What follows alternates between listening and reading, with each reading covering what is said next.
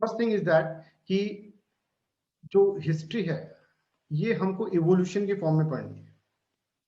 Evolution की form में मतलब क्या है कि देखिए हिस्ट्री एक बहुत important, history and geography this two are the most important subject in this मतलब इन योर एंटायर सिलेबस, ठीक है। हिस्ट्री और ज्योग्राफी, और हिस्ट्री के अंदर भी modern history is the most important, ठीक है। एंशिएंट एंड मिडिएवल इतना इंपॉर्टेंट नहीं है क्योंकि उसमें से जो क्वेश्चन आते हैं वो आप वैसे भी नहीं कर पाएंगे, पढ़कर भी नहीं कर पाते हैं, ठीक है। तो हिस्ट्री के अंदर मॉडर्न हिस्ट्री बहुत इंपॉर्टेंट सब्जेक्ट है, mains as well as prelims examination. This course and this video lectures are going to help you in the mains as well as prelims examination because we cannot segregate it, ठीक है। But जो prelims के facts हैं उसके ऊपर अपन ज्यादा क्या कर सकते हैं, कंसंट्रेट कर सकते हैं, बिकॉज यूपीएससी का जो पेपर है that is too conceptual right now, ठीक है। अभी बहुत कंसेप्चुअल आ रहा है nowadays, that's why we have to concentrate on what, we have to concentrate on the both aspect prelims as well as mains, ठीक है। अब लेट्स अंडरस्टैंड द कॉन्सेप्ट कि किस तरह से हमको हिस्ट्री पढ़ना है। तो history is all about the evolution, ठीक है। कोई चीज इवॉल्व हुई है, ठीक है। जैसे हमारी हिस्ट्री हम देखेंगे तो हम इंसान हैं, इंसान से पहले हम कुछ ऐसे होते थे कि एप्स के फॉर्म के अंदर थे, एप्स से पहले भी हम कोई और जानवर थे, इस तरह से ये हमारी हिस्ट्री है। इसी तरह से हमें हिस्टोरिकल एस्पेक्ट्स जो पढ़ना है वो इवोल्यूशन के फॉर्म में पढ़ रहे हैं। First of all this is very very important. Second important thing, the most important thing is that space and time. Sir space and time कैसे इंपॉर्टेंट है, देखिए आप जिस स्पेस में बैठे हैं और जिस टाइम में बैठे हैं ना, ठीक है, दैट इज कंप्लीटली डिफरेंट। ये 2021 चल रहा है, ठीक है। आपको पढ़ना क्या है, हमको सर 1600 के आसपास की चीजें पढ़नी है, फिर उसके बाद हम 1600 1700 1800 इसकी तरफ जाएंगे। तो आपको लगेगा कि भाई हम जहाँ बैठे हैं यहाँ पे कंप्लीट डिफरेंट सिनेरियो है, और यहाँ पर जो है ये space and time this is completely different. Are you getting this one? तो हमें स्पेस और टाइम के रेस्पेक्ट में हमको वो चीज सोचकर कि उस टाइम स्पेस एंड टाइम अलग है, उसके रेस्पेक्ट में हमें क्या करना होगा, हिस्ट्री को पढ़ना होगा।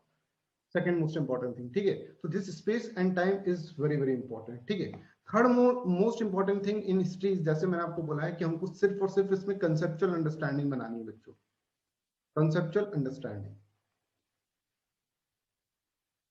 ठीक है। तो इससे अपन को डरना नहीं, ना ही जो अपना मिथ है, ये एक मिथ है कि हिस्ट्री सर बहुत ही बोरिंग होती है और हम रटेंगे इसको, हिस्ट्री को रटने से हो जाएगा, तो रटने से कुछ नहीं होगा। यूपीएससी को भी पता है बच्चे रटेंगे हिस्ट्री तो वो यूपीएससी वाले क्वेश्चन बनाएगा ही।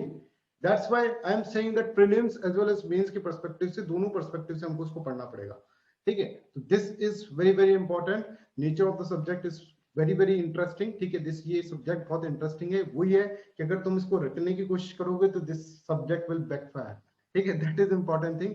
ये सब्जेक्ट बहुत बड़ा आपके लिए एक बर्डन बन जाएगा, ठीक है। एक इंटरेस्टिंग मैनर के अंदर पढ़ेंगे हर चीज, देखिए हिस्ट्री के अंदर सबसे इंपॉर्टेंट चीज मैं आपको बताता हूँ, हिस्ट्री हो या फिर आप इंटरनेशनल रिलेशन भी वन टाइप ऑफ हिस्ट्री, ठीक है। एक वर्ल्ड हिस्ट्री के अंदर इंटरनेशनल रिलेशंस में जो हो रहा है, हिस्ट्री इंटरनेशनल रिलेशन सब्जेक्ट जैसे हैं, इन सब्जेक्ट के अंदर एक इवोल्यूशन के फॉर्म के अंदर आपको चीजें बनेगी, और हर चीज कोई रीजन के कारण होगी। समझ में आ रहा है?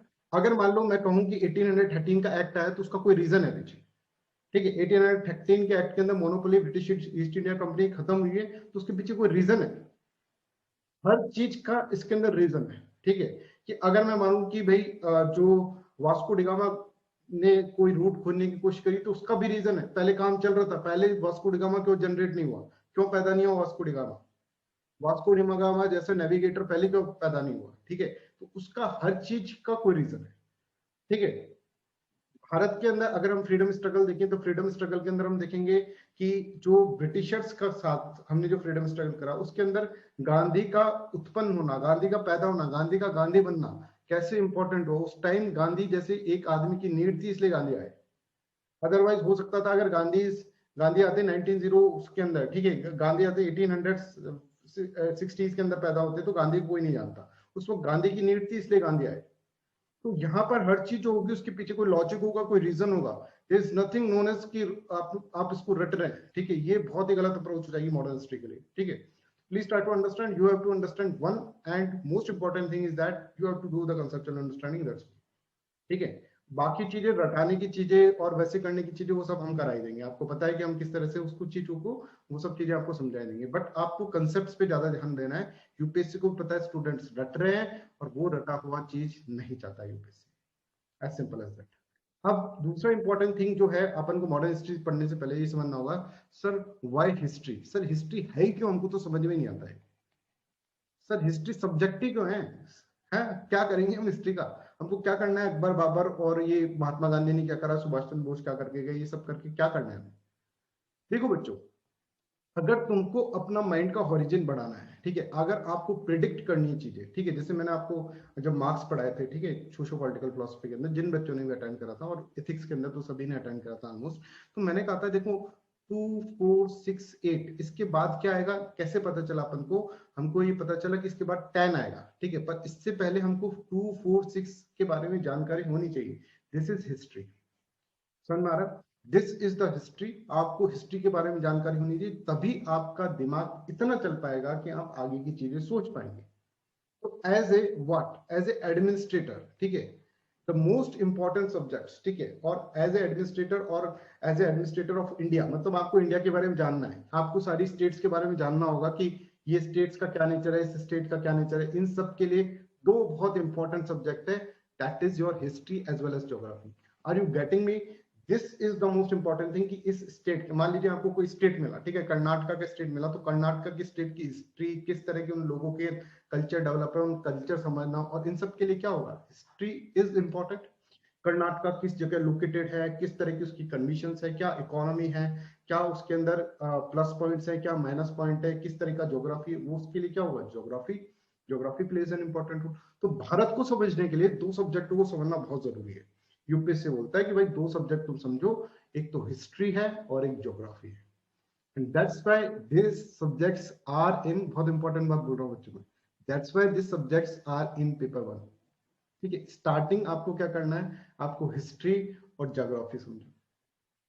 ठीक है, हिस्ट्री का मतलब क्या है, हिस्ट्री का मतलब तुम्हारी कंट्री के साथ हुआ क्या है, ठीक है, वो समझो। ज्योग्राफी का मतलब कि तुम्हारी कंट्री की ज्योग्राफिकल लोकेशन क्या है, स्टेट्स की ज्योग्राफिकल लोकेशन किस तरह से है, वो आपको समझना होगा।